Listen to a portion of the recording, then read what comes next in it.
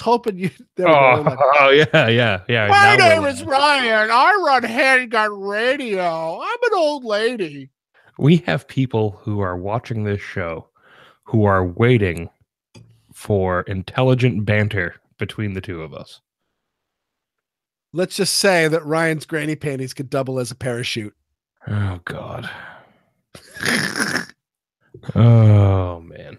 Okay. All right. This is what the people come here for the show, don't they? It is. This is the advantage of following at the live show, because when you post this on the Handgun Radio on the Handgun Radio page, you're going to cut all this stuff out. Until the day that I don't cut all this stuff out. I'll be fine with that. Hello and welcome to Handgun Radio. I'm your host, Ryan Machad from the wild woods of central Maine, and this is your home for all the news, information, and discussion in the handgunning world. This week, we're discussing stacks, single stacks and double stacks, and why people love each type. So as always, Handgun Radio is brought to you by the Firearms Radio Network. Please check out the Patriot Patch Company for their awesome patches and other high-quality items. Visit patriotpatch.co for more information. They have some fantastic patches dropping every month. They just had a really awesome one come out. Be sure to go over to the website and check that out. And also shop Amazon using our affiliate link, firearmsradio.tv/Amazon.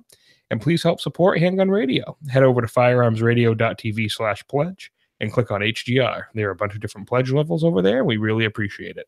So, Weird, how you doing? I am doing very good. How you doing, Ryan? Oh, not bad. What did you do this week?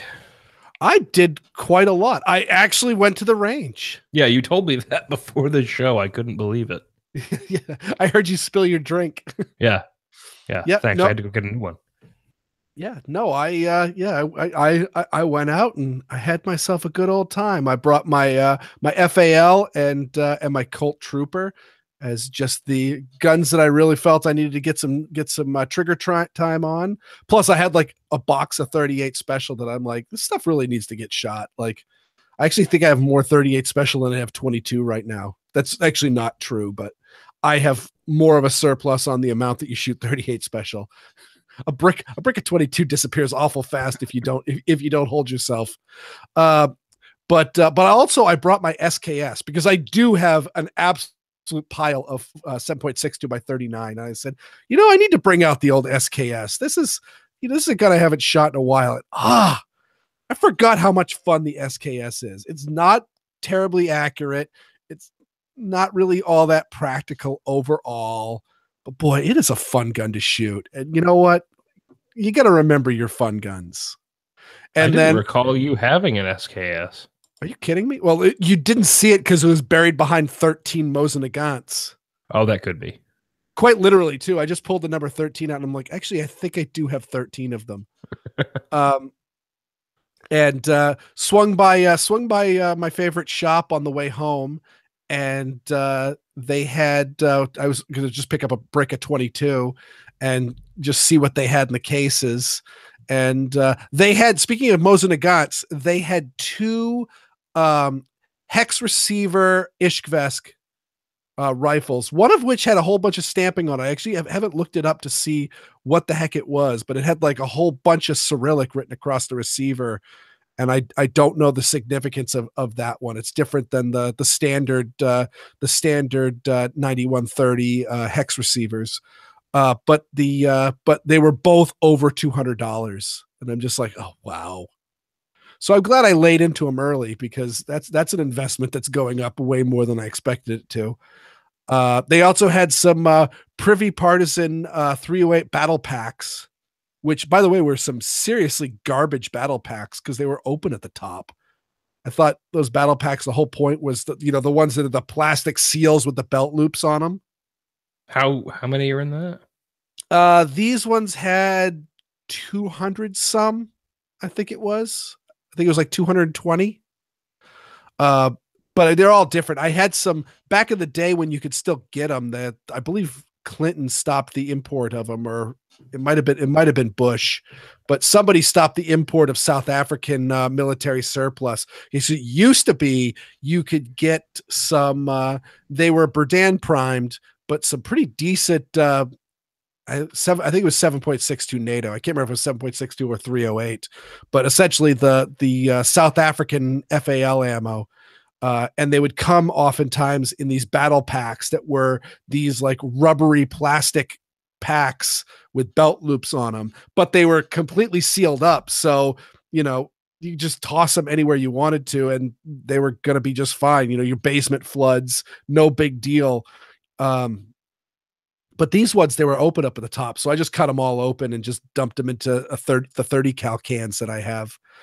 And also in the used rack, didn't have anything super duper special. They had they did have a double stack LDA 45 in there that I rolled my eyes at. You should have bought it.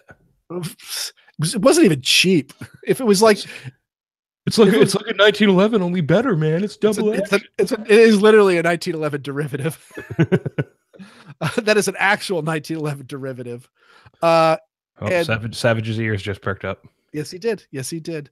And but they had in there, and I'd seen one earlier, and this time I had him bring it out of the case so I could handle it. But it was a Grendel P10. So not a Kel-Tec. I didn't actually see. I saw that the P10 and saw the polymer frame and went, oh, it's a Kel-Tec P11. But no, it was a Grendel P10, meaning that it was, rather than 9mm, it was in 380, and it did not have a removable magazine. It was still designed by George Kellgren, the guy who designed all the other. It's Grendel, so it's same guy. It is a precursor to the Kel-Tec P11. But I asked the guy behind. There was a guy. I don't know if he was a new guy, but there was a guy behind a counter I hadn't seen before, and I was asking him like, "Does this come with any clips?" And he started talking about, "No, you load it through the top." Maybe assuming that I was one of the lots of guys, or maybe he was one of the guys that uses clip interchangeable with magazine. But then the owner heard me talking and came over, and he goes, "Oh yeah, you mean stripper clips?" He goes, "Yeah, I don't really know." Obviously, it was just a gun that just had come into the shop, and he was not particularly excited about having it. He should have pushed harder. I probably would have bought it, but yeah. So I ended up looking it up. By the way, they take M16 stripper clips. So the stripper clips for 5.56 it will also work for a 380, but you need to have the Grendel clip guide. There was a little clip guide that you set on top of it. It's kind of similar if you ever bought surplus 5.56 that came on stripper clips. I bought some bandoliers. I think it was Greek or maybe Spanish. I really don't remember, but it came with on stripper clips, and inside one of the pouches was a little metal thingamabob, and it had a tab that you slid between the follower and the mag body, and then it had the stripper clip guides that you'd slide those in, and then you could load your Stanag mag with the 5.56 stripper clips. So yeah, almost bought it. I don't really regret that I didn't buy it, because yeah, it's a really weird gun, and I don't know how much enjoyment I could get out of it. It looks like an LCP with an Arctic glove trigger guard. Yeah, it's really strange looking, but it's got that LCP. It's got the flared bell at the end of the barrel and all that. Like you could very much tell that this, the Grendel eventually became Kel-Tec. There's no doubt in your mind, including like the really, really garbage looking polymer that the frame's made out of. So I got to use, remember, what was it? For the Christmas episode, we talked about those big blast target caps. Yes. I got to use them. They nice. Are awesome. Yeah, you showed me the video. Oh, yeah, they're so much better in real life. Oh, I imagine. I have not giggled like a little schoolgirl like that for a long time. Those were awesome. What you need to do is like put like 2 tablespoons of all-purpose flour into it. Yeah, that's what we're gonna do. Like, because the guy that I gave him as a Christmas gift to somebody, and he hadn't even used them. And I was up at his house today, and I was like, "Dude, have you tried those yet?" And he's like, "No, I haven't really tried them." I said, "You need to try them with just air." He's like, "I tried one with water." I said, "No, try one with just air, and with just air, it's so much better." Yeah, why would he do it with water? Well, it does suggest that on the back. Really? Like, just to try it. But You know, put a water little bit of isn't. water in the bottom and like it Oh, sprays everywhere. oh, I see. I see. Put a little bit. Okay, a little bit of water. I'm like, Yeah, no, yeah, not all the way. yeah, because you don't want to. I mean, yeah, you wouldn't want to do it because water's not compressible. So therefore, you can press it all you want, and you know, if you put in a little, if there was a little air gap at the top, I think it'd be more likely to rupture Right. while you're pumping. So there's a video on the Handgun Radio Facebook page, and I'll put it up on the YouTube channel too. But it's just a little short video. But before we filmed, actually, we shot a 2-liter with just an air rifle, and we pumped it up to I think it was 160. And he was doing it, and I'm like, man, you trust that a lot more than I do. I was hiding Standing back. Yeah, I was standing back. I was like, it blows up in your hand. That's fine. But so we put it out on the snowbank. I nailed it with the air rifle, and it was loud enough that my brother, who was way across the field, like snowmobiling, heard it and came back because he thought we had shot something. And nice. Yeah, it was. We were both looked at each other like, "Oh man, the neighbors are not going to like that." But I didn't expect it to be that loud. Were you wearing ear protection? No, it was an air rifle. Yeah. But did it make your ears ring or? No, I mean you're far enough away from it that it wasn't that bad, but it was definitely louder definitely louder than the air rifle. Though I do know an acquaintance of mine in like elementary school was talking about he and his dad were like taking apart an old refrigerator, and they took out the compressor, and he hooked a 2-liter bottle up to the compressor and just kind of let it go. And eventually it ruptured, and he was talking about how long his ears were ringing for. I mean, if like where my brother was, if you were out there, you might well think that, oh my God, somebody just touched off a 22 or something. Yep. It was loud. It was that loud, at least. Mm-hmm. Also, I want to handle the P365. We're recording now after SHOT Show. Everybody's been out there. We saw all the shenanigans and everything, or shenanigans, #shenanigans. All the stuff that was out at SHOT Show, and by far, I think the P365 is probably the one I want to handle the most. Mm-hmm. It's probably the most practical. Not the what's it called? The Reformation. The Reformation. Yeah. I could not care less about that gun either. It was pretty funny. Carl from InRange TV did you see the picture of him at the booth? No. He took they had their little Nerf ball bullets on display. Yep. And he put a picture of him trying to eat one, holding it over his mouth like a goldfish. And he said, the goldfish at the Franklin Armory booth tasted terrible. They were crunchy and not delicious. Very unedible. 1 out of 10. To be fair, I guarantee a goldfish tastes awful. Especially if you eat the whole thing, because fish guts are gross. I'm pretty sure he was talking about the crackers, but oh, I see. You biologists can't take a joke. Well, I was thinking about like the crazy frat parties that allegedly happened, but I never encountered, where you drop a live goldfish into a shot of vodka. We haven't actually even like talked about this because it's not like rifle radio, but how ridiculous is that? Well, see, to be fair, it is just a firearm. So therefore, just like we have talked about the Mossberg Shockwave, we could technically talk about this because it's not a rifle. When we start any discussion about a firearm with "to be fair," it's not going to be great. Yeah. Yeah. I mean, it's so somebody said Revolutionary War accuracy at modern day cost. I don't know. I still gonna say that a keyholing 230 grain 300 blackout sounds actually kind of cool. Like I would love to get my hands on one and just shoot pumpkins with it. I will say, even if they don't make it very far with this gun, it's inspired a hell of a lot of fantastic memes. Yeah. There was one that said if IPSC or if some competition, if 3-Gun allows the Franklin Armory Reformation, here will be the targets for a new stage, and it was the broadside of a barn. Nice. I was like, that's perfect. That's awesome. But yeah, it's ridiculous, and And when I posted it, some people were asking about, oh, well, the binary trigger is awesome. I'm like, I don't care whether you want it or not, and you should be able to have it if you want it. Like, I don't care, and there shouldn't be any legislation or anything like saying you shouldn't be able to own that, just like there shouldn't be with bump stocks. Just so anybody was wondering my position on that. Yep. I think they should be free for all. You should have them. But I personally feel like binary triggers do open up, unless you are someone who, you know it, you've spent a lot of time with it, you're used to it.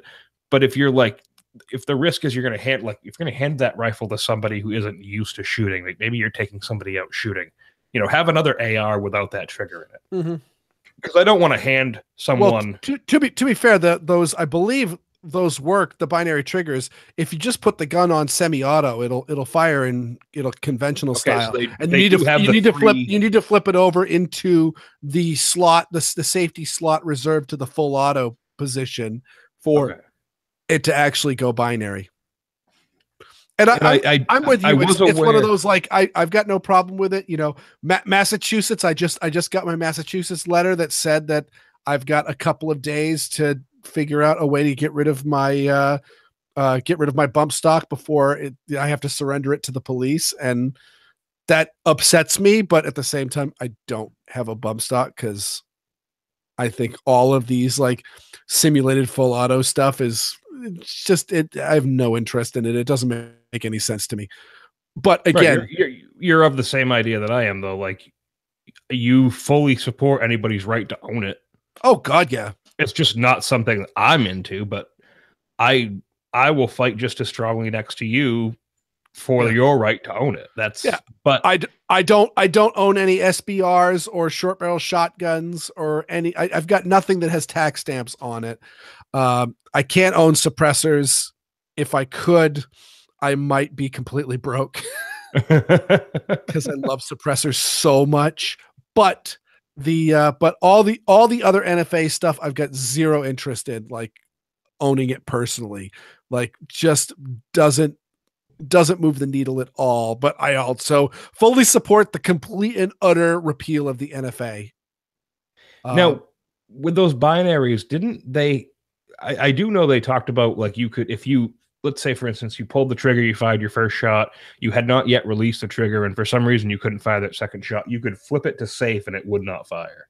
I believe, or flip it to just semi-auto. I believe that would get it so it dropped back onto the regular sear. Yeah, but it's got something there. They work out well, on a tangent. But let's be honest with it. If you're flipping it over to binary trigger, you're doing it to do mag dumps and all that. So touching off one extra round is not going to be the end of the world, no matter what, because you're in a sand pit and you're shooting at an old refrigerator. Well, if you're shooting the Franklin Armory, you're probably shooting over the berm. So I see. It's not that inaccurate, though. It's honestly speaking, actually, it being a 300 blackout and the fact that the barrel's so short that you could easily throw a suppressor onto it and have it not be too much longer than just a conventional 16-inch carbine. So just get a pistol and put a brace on it. You can also do that. Like, I get it. But and use normal ammo. I mean, this is a problem in search of a problem. Yes, it is. It is. It is. I mean, I like innovation, but get a damn pistol and put a brace on it. They've already gone through the whole brace thing. Why do you have to go through this now? Yeah. It's the same thing with the non-shotgun shotguns, that are all the rage right now. Like, but those make more sense to me. No, they don't. Yes, they do. They're a compact shotgun in a consequential gauge. Yeah, but at the same time, you can get this thing. I have to buy special ammo that throws friggin' Nerf footballs. You don't need to buy a special ammo. You just have. You don't have to, but then you can just maybe hit the car full of nuns on your way to hitting whatever else you're gonna hit. So here's my thought: is if you've got it, say, for your home defense gun, you've got it loaded up with subsonics, you've got a suppressor on the end of it. you're not going to be taking a shot beyond like 15 feet inside your house. It's Yeah, but probably what about baffle strikes? they said they said they didn't have baffle strikes, and I suspect that it will be actually stabilized enough that it's not going to be tumbling like the moment it enters the blast chamber. I don't know, man. You've had plenty of experience with, well, actually, your Colt percussion revolver is sat on your bench, so. Yes. But well, even that's rifled. So with smoothbore, I don't know, man. I would have a hard time putting my $1,000 suppressor on the end of that rifle. That's true. With the potential that unless I use the fancy ammunition, it's going to punch through one of my baffles, maybe even the end cap, or even with the fancy ammunition. I mean, yep. I will have to say though, for a home defense application, the suppressor aside, the suppressor adds onto it, and it'll be interesting to see like some extensive testing someone might do on it to see like, you know, even Franklin Armory themselves, because supposedly they have been using that gun as a suppressor host. Oh, did you see the interview though with the guy from there? Yes. Well, I've seen a few. I don't know if it's what the interview is. From the firearm blog, the dumpster fire interview? Yes. I mean, God love the guy from the firearm blog because he kept a straight face, but I watched that and I couldn't believe it. And I don't think that guy is representative of everybody at Franklin Armory. I don't know if he just having a bad day or something, but I mean, that rifle, for all the hype that was given to it, it just blows me away that was what it was. Mm-hmm. And I know we've gone off on a tangent, and hopefully people don't hate us for it. But I'm sure but again, one thing that I want to just people to think about is that at home defense distances, you are well inside the margin where the round is going to be reasonably stable. But True. outside of it, that gun's is going to be completely that round's going to be completely unstable. And when a round is going unstable, I mean, you just think about you're watching your old westerns with the pow pow picow, and if you've ever like clipped a round off a rock at a in a sand pit or something and heard a ricochet, like that noise is loud, and that noise actually happens, and it is loud because that round is bleeding off speed very, very fast, creating that siren effect of it chopping through the air. So I kind of like the idea that it's going to be dumping a lot of speed really fast once it gets outside of any practical shooting range. But again, you've got other options. You've got other things going on. The bottom line is, for home defense, you should use a handgun because this is Handgun Radio. And one quick last thing in my week in review, because we've gone on the tangent here and we've probably gone way too long, but whatever. Soldering sucks. I hate soldering, but the guitar is done. I burned my fingers way too many times doing it. The guitar is wired and it plays all right. But didn't burn them too bad that you couldn't play it. Yeah, exactly. It didn't burn them too bad that I couldn't play it. So weird. What's your drink segment this week?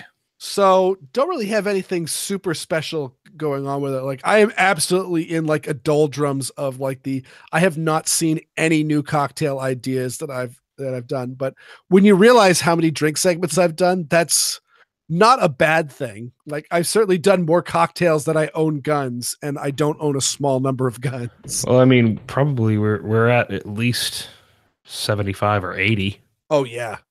Easily.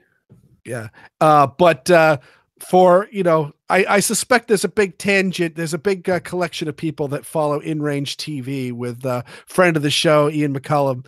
And he's been doing a segment on British rationing during the war. And he had a whole discussion on alcohol and what was the alcohol availability during the British rationing system. And I was like, hey, those two bottles he's got on his table look very familiar. And the bottles he had was Ransom gin, which I have both are drinks I've talked about on the show previously, but it was Ransom gin and Lafroig 10-year-old Scotch. And so before the show started, I took my bottle of Ransom out, and it didn't last. It's gone. It's in the fridge. It's in the recycling bin now. And now I'm working on the Lefroy. And I gotta say, Ian's got some good taste when it comes to booze.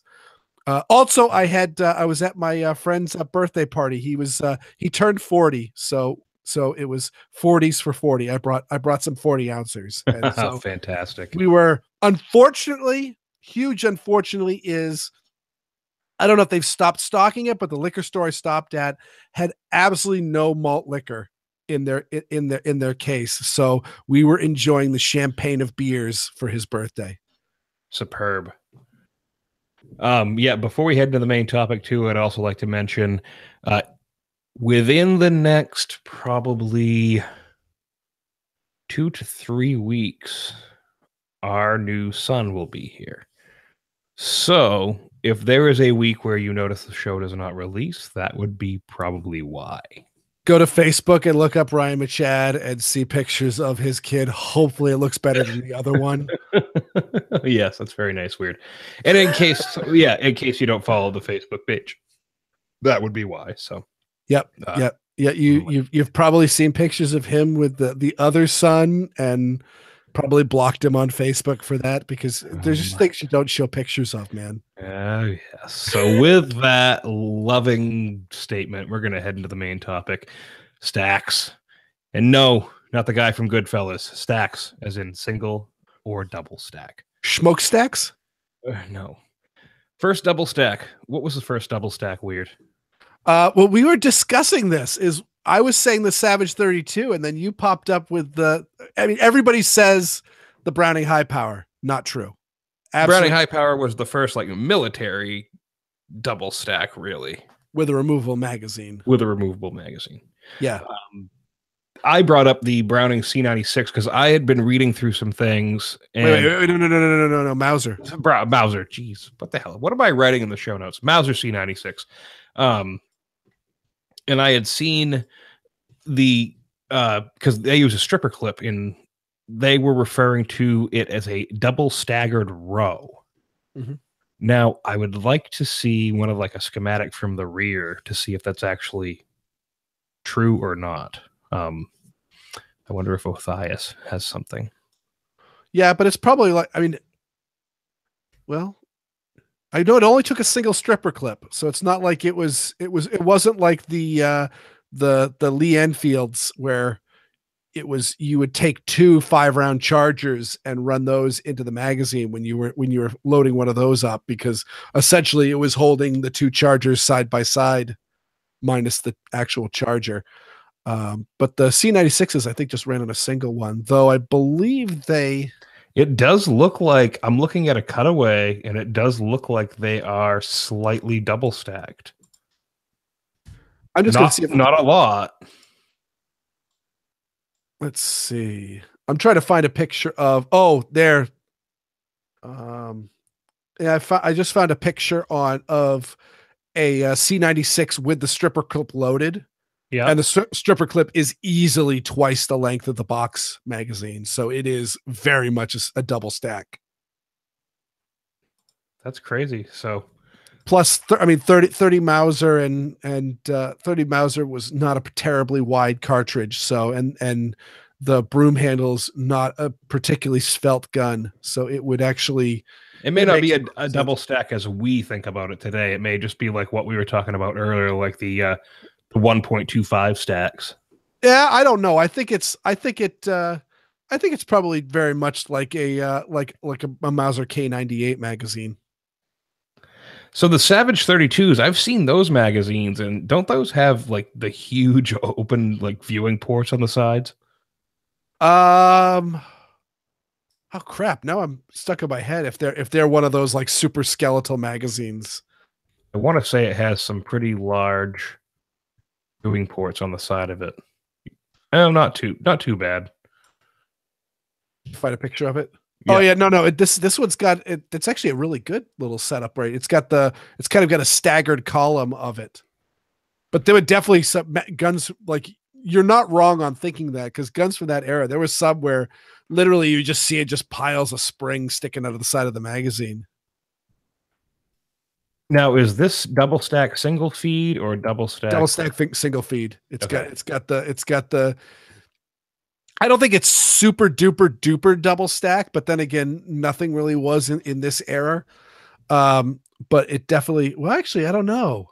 It tapers down a little bit, but it looks like it's a pretty wide feed area. It's very, very wide feed area, but I was wondering if they were like, doesn't the VP70 and the VP70 was a double stack, double feed, which we'll have to. Do you want to get into that right now? Well, we might as well, because this kind of like looks like it might be. All right, so let's start real simple. For those who don't know what we're talking about, is if you were to stack up a bunch or put a bunch of rounds in a box in an orderly fashion, there's really two ways to do it. You can do it one where you have the box be almost the exact width of the round and just stack them one on top of each other. And that is what you would refer to as a single stack. So a 1911 magazine, the 8 rounds in my 47D Wilson Combat magazine, the rounds are stacked right on top of each other. They're standing on each other's shoulders. But then when you get into a double stack magazine, they start essentially, if you were going to draw a line between the primers, you would be drawing a zigzag on them.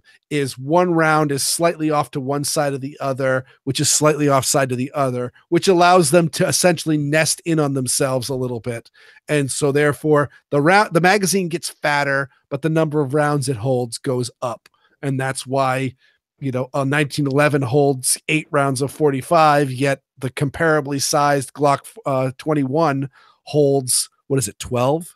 I wouldn't say comparably sized, but it's a lot thicker. It's a lot thicker, but it is. But yeah, it holds like 12.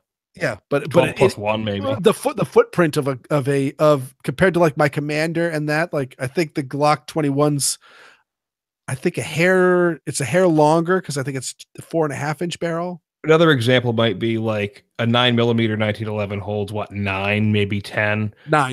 9, where you can get a similar sized XD that'll hold 19 of the same caliber. Exactly. Or double stack 1911s that hold like 37. Yeah. 37 round magazine flush fit. But yeah, so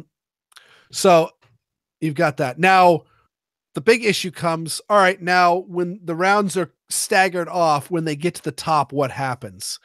And there's 2 options.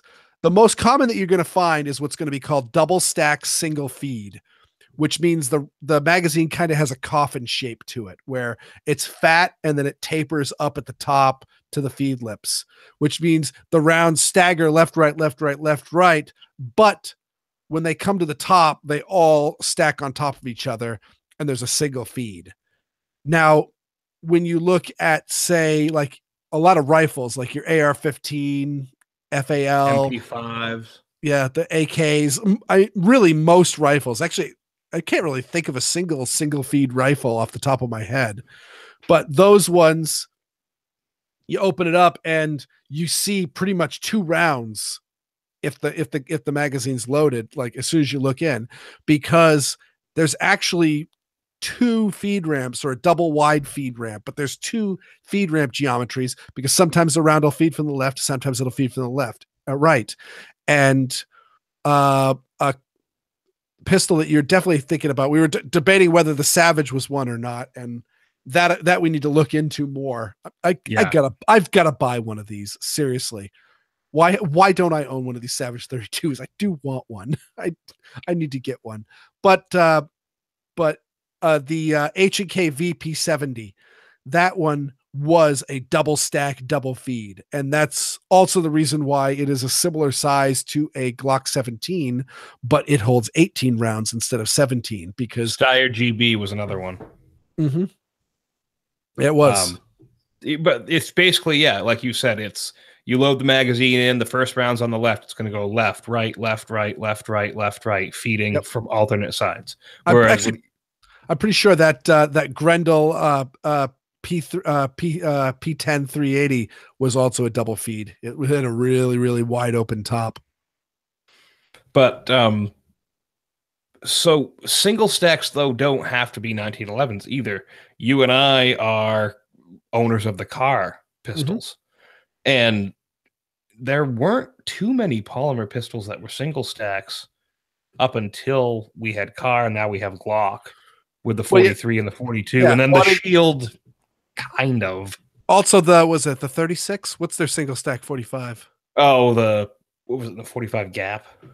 No, the 45 ACP single stack. There was the Gaps were all double stack. Yeah. I think it was a 36. Though the Gaps, the frames are so small because the 45 Gap is designed for essentially the 9mm frame size, or 40 Smith & Wesson frame size, because I think they updated the frame size after the 40 Smith & Wesson. But the Gaps are all double stacked, but you might not realize it when you first look at it, because like the Glock 19 sized 45 Gap, which I do not know the name for because nobody cares. That one holds like 8 rounds. So yeah, the big fat 45 does not double stack very well in that size gun.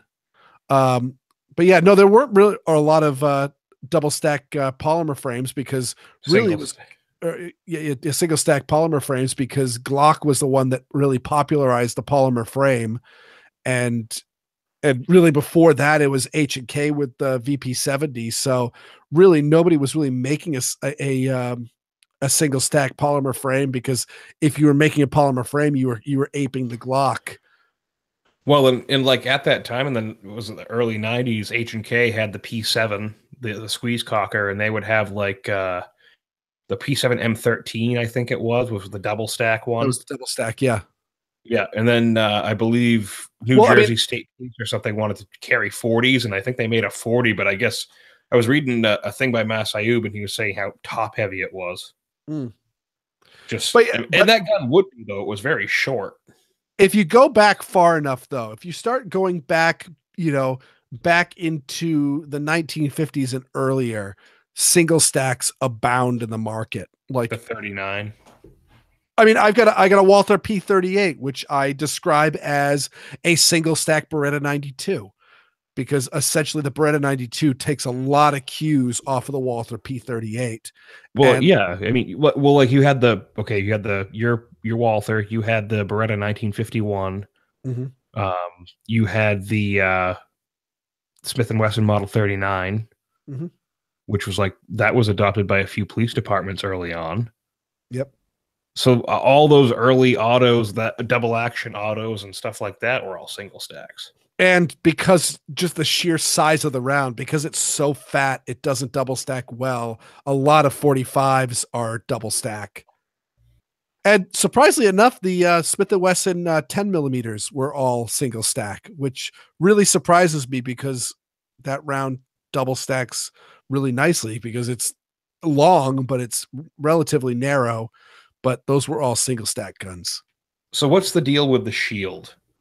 I'm still confused by this gun. Every time I look at the magazine, I'm like, is this a double stack single feed, or what is it?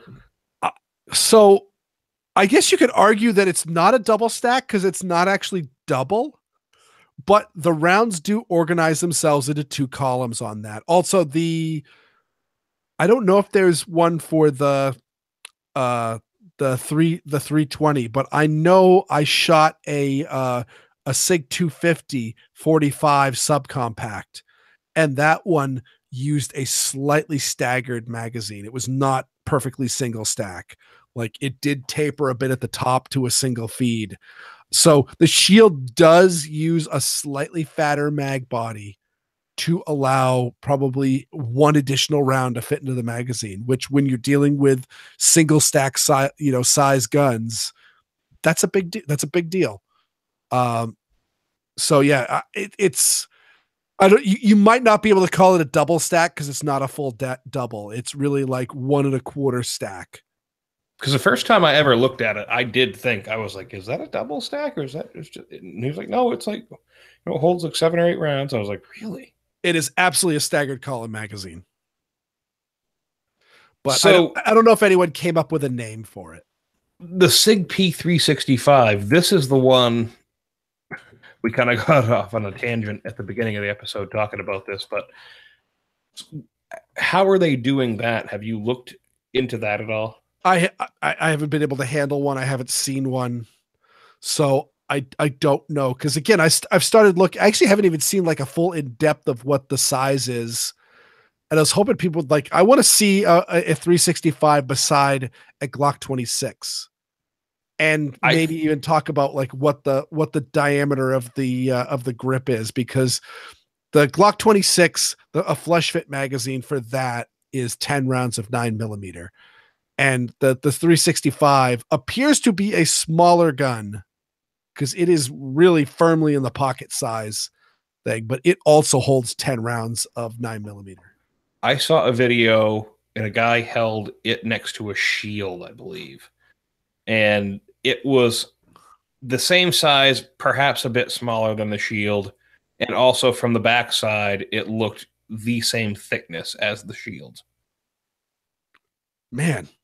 So I don't know what they're doing to do that, but I wonder if they're going like FN and just using really, really, really thin frames around for the grip frame. I mean, because those FNs. Did you see that picture that someone posted of they were out in Texas and they were shooting? Oh, yeah. I can't remember which FN it was, but they were shooting an FN polymer frame pistol, and they just like grabbed the frame and like torqued it, and it was like made of silicone rubber from the looks of it. No, I think this is going to be a hit. I think this is going to be a serious contender to the Shield. I think this is a question that people asked. Again, one of my big complaints for stuff like the Shield and the Glock 43 and 42 is that they're not building off of their existing their existing magazines, which there's a reason for that. But again, when you're buying those guns, you've got whatever mag sizes they produce for that specific gun, versus if you got like a Glock 26, you could get like a Glock 17 or a Glock 18 magazine. Like you could have a 32 round magazine stuffed in your pocket somewhere. And that's awesome because you better be wearing coveralls, bub. Oh yeah, the Glock 18 magazines are a bit of a handful, but carrying a Glock 17 magazine is not a problem. They're not outrageously big. Well, no, but for the same reason that you carry the extended magazine for your car, that's exactly pocket, is that yeah. And let me tell you, if Car made a 10 round magazine for that gun, I would absolutely be carrying the 10 round magazine. Like it's like the 7 round PM40 or TP45 is, though they don't call them that anymore. They just call them, it's the 45-7 magazine now, but it used to be, they named it after, just like me saying, Glock 17, Glock 18 magazines. But I carried the 7 round, carry the 7 round magazine as my backup. And yeah, there's no problem carrying it. I would carry something considerably larger than that if it was available.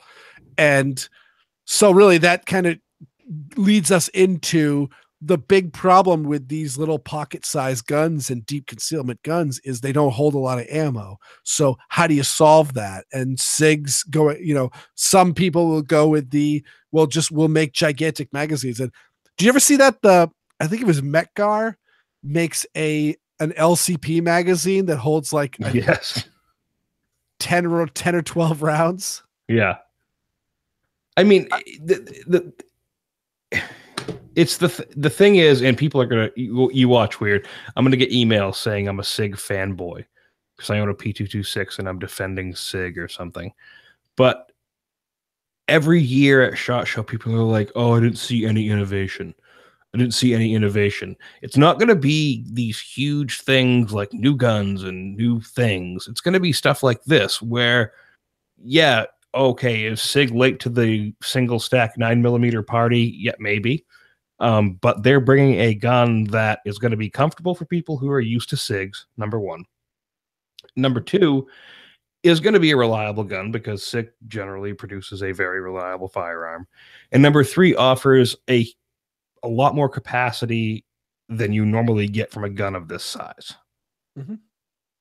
at a decent price too, $5.99 MSRP. Yep. The magazines are outrageous. Well, most magazines are outrageous. They really are. That's a problem all over the industry, not just with SIG. They really are. Though I think they were saying like they were $50 a whack. That's okay. That's a little high. Yeah, I'm Hell, even Skyer's only like $39. I'm perfectly $40. comfortable shelling out $30 for a proprietary magazine. Like, I get it, and and it sucks. Like, I'm definitely much more happy when like it's one of those like, oh yeah, the Magpul magazines are like $15. Cool, awesome. Lay them in, or various stuff. But $30 for a magazine is kind of the going rate, and that's kind of where I set the bar at this stage in time. Is that $30 is kind of just what you pay for a magazine. If it's less than that, like, awesome, that is a way more affordable magazine. So if something's offering a $20 or $15 magazine, that's one of those like super affordable magazine. If someone's selling their magazines for, actually, what's the CC Scorpion, what do they sell those magazines for? Like $20, I think. Yeah, that's awesome. But yeah, if you're selling it for those ranges, that's like, oh my God, buy now. So I had another question. I don't know if we've talked about this before, but what do you think about, or what is your feeling about, let's say you bought an LCP and you wanted to put one of those fancy +2 base plates on. Do you have any problems with that? Do you feel that it could potentially impact reliability, or are you fine with it? Well, you need to try it out. I just mentioned the Mech-Gar, like, gigantic stick mag that they make for the LCP, and Mech-Gar, though I must say I've got the magazine I ended up getting for my Walther P38, I believe, is a Mech-Gar, and it's for the few amount of rounds. I haven't put a ton of rounds through it, but the few amount of rounds I've put through it, it is awesome. It worked great. So that's fine. But I have heard that there's some people had some problems with their magazines. So try it out and make sure it works. Though, if you bought the magazine and you've run 25, 50 rounds through it, and your LCP didn't have a stoppage, then yeah, carry that magazine. And then again, if you throw a base plate onto the gun and it doesn't affect the reliability, then do it. But all these things need to be tested. Yeah.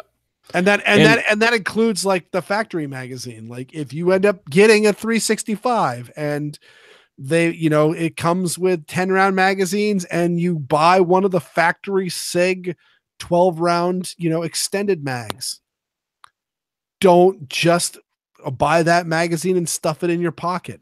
Buy that magazine and test it.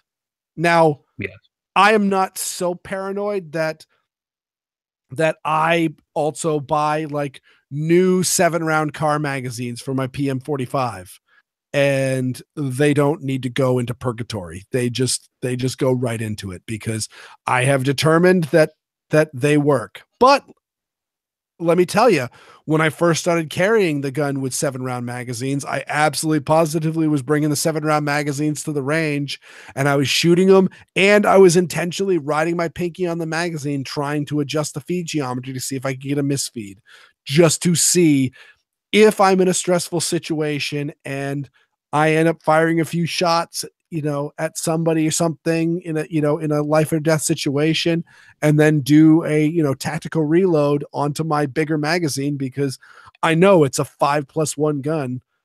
You need to get more ammo into it. You need to feed it. It's like a shotgun.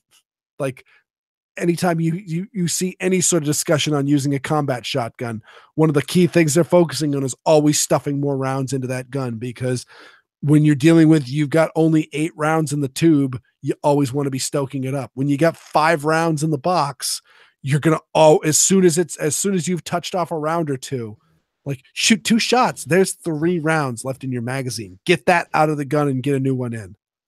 And so you got to make sure, is it going to work? And if it works, awesome. Well, with that, we will head into the wrap-up section and close out the show. Don't forget to shop Brownells using our affiliate link. Head to firearmsradio.tv and click the affiliate link in the upper right-hand corner. Be sure to go like Handgun Radio on Facebook and share it with your friends, and leave us a review on iTunes. Listen to all the great shows on the Firearms Radio Network, and be sure to visit the Firearms Insider for more awesome content and reviews. Be sure to check out the Firearms Radio Network on YouTube. And Weird, where can people find you? You can find me at my blog, which is weirdworld.com. You can also hear me on the Squirrel Report. And as always, it's fantastic having you on the show. We had a good discussion, I think. I think it's fantastic when I'm on this show. Like, this show sucks without me.